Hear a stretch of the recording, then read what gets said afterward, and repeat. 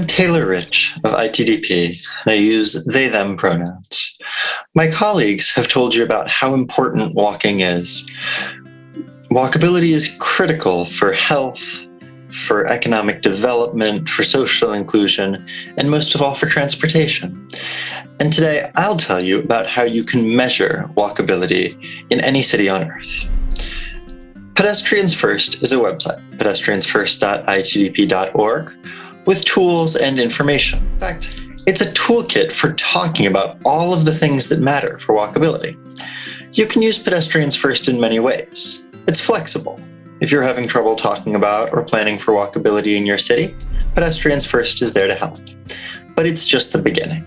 Studying and planning for walkability is a big job that takes a lot of people working hard together.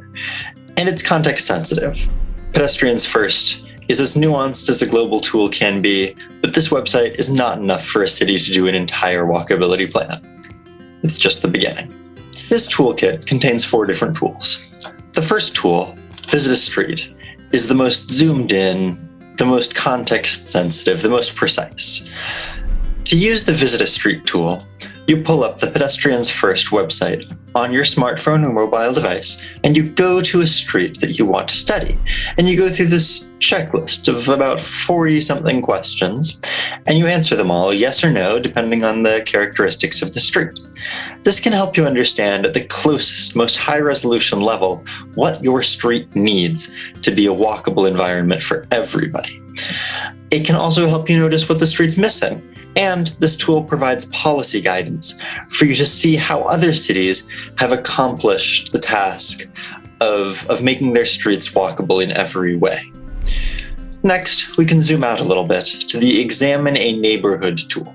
This tool is meant to be used for an area of maybe 500 or 1,000 meters square.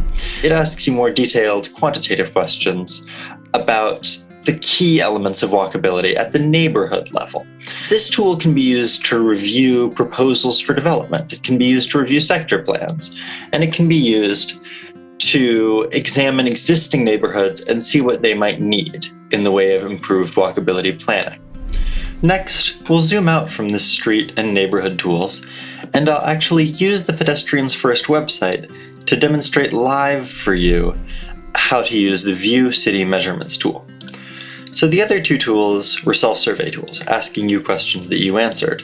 But the View City Measurements tool is a pre-populated database containing data on every single city in the world above 500,000 people that's been pre-populated by ITDP's big data analysis algorithms. This tool lets you zoom in on any city and look at 5 different indicators.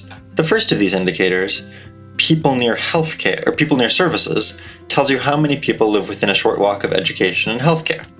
Looking at it in Seoul here, we see that although the city in general has a very high level of coverage and that most densely populated areas are covered with both education and healthcare, there are a few areas, for example this neighborhood, that have high population and might have access to schools but do not have access to healthcare.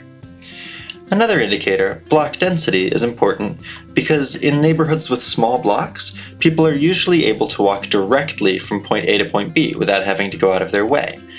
So this indicator can show you where the city might want to invest in building more bridges, or where there might be areas of large blocks that separate residential neighborhoods from one another, where the city might want to build pathways or cut-throughs of some kind for people. Finally, the People Near Car-Free Places indicator tells you where people have reliable access to car-free streets, parks, or places, which are not only essential transportation infrastructure, but also key resources for the physical and mental health of babies, toddlers, and their caregivers.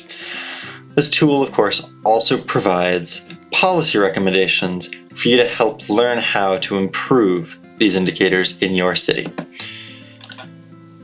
Thank you, and take care.